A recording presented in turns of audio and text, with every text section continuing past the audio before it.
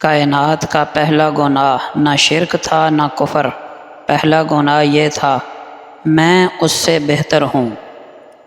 ایک بات یاد رکھیں، جب آپ کسی کا اچھا کر رہے ہوتے ہیں تب آپ کا بھی کہیں نہ کہیں اچھا ہو رہا ہوتا ہے۔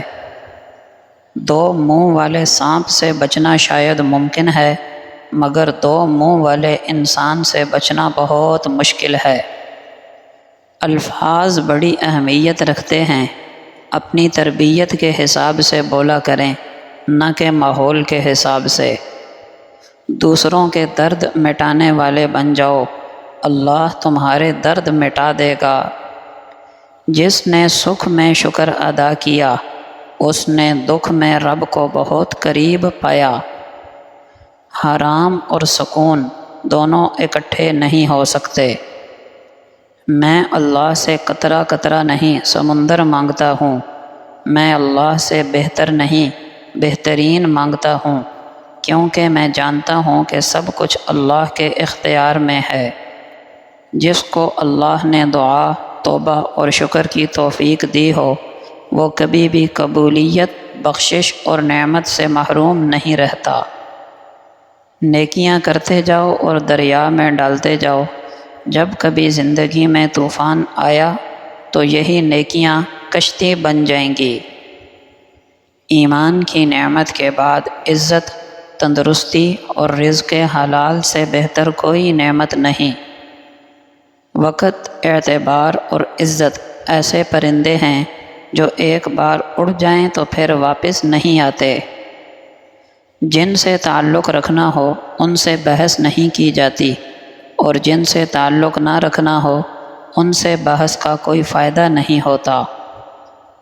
کوئی بھی انسان پوری دنیا کے لیے نہیں جیتا، بلکہ کچھ خاص لوگوں کے لیے جیتا ہے جو اس کی ساری دنیا ہوتے ہیں۔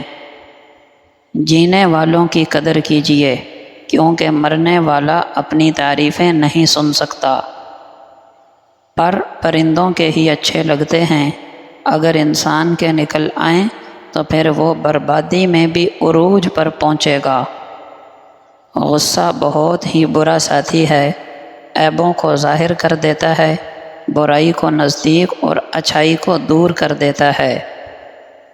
جہاں چھوٹوں کی زبانیں بڑی ہو جائیں، وہاں بڑوں کے رتبے ختم ہو جاتے ہیں۔ اللہ جل شانہ کا فرمان ہے، مومن مردوں سے کہہ دو کہ اپنی نگاہیں نیچی رکھیں اور اپنی شرم گاہوں کی حفاظت کریں، اور یہی ان کے لیے پاکیزہ ترین طریقہ ہے۔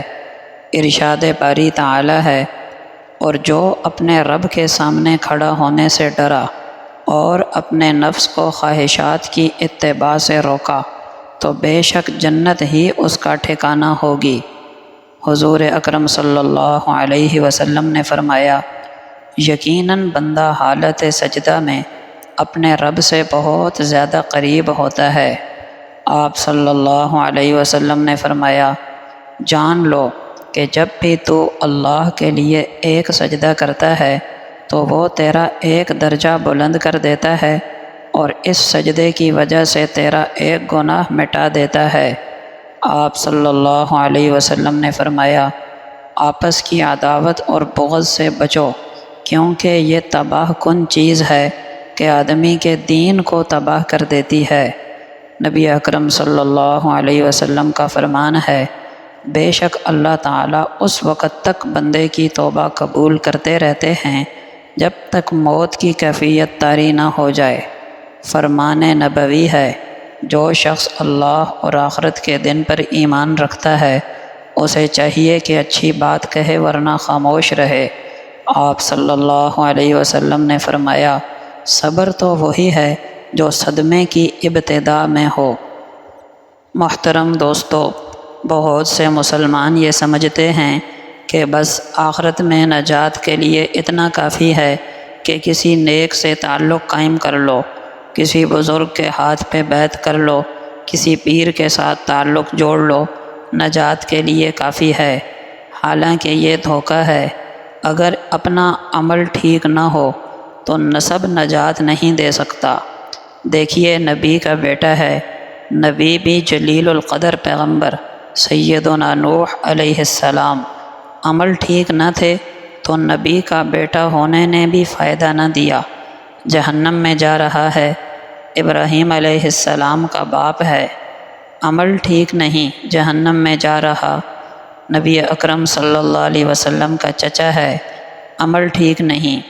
حضرت لوط علیہ السلام کی بیوی ہے، عمل ٹھیک نہیں، یہ سب جہنم میں جا رہے۔